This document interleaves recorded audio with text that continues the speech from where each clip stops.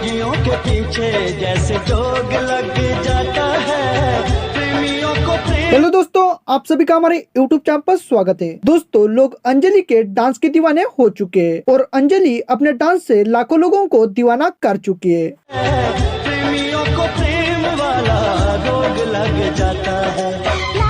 अंजलि के साथ में ही मुकुल भी अपने डांस का जलवा दिखा चुका है। अंजलि के डांस के साथ में ही मुकुल के कुछ वायरल वीडियोज को देखने वाले हैं। वीडियो बहुत ही ज्यादा इंटरेस्टिंग होने वाली है, इसलिए वीडियो के एंड तक बने रहिए और चैनल पर नए हो तो हमारे चैनल को सब्सक्राइब जरूर करें।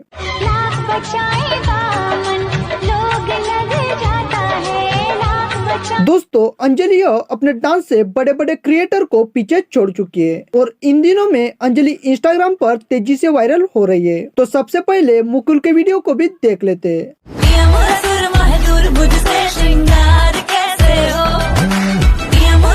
मुकुल गेनिया अपने डांस की वजह से टीवी शो तक पहुंच चुका है और ये काफी मेडल भी जीत चुका है। मुकुल और सोना की जोड़ी ने सोशल मीडिया पर धमाका कर दिया है।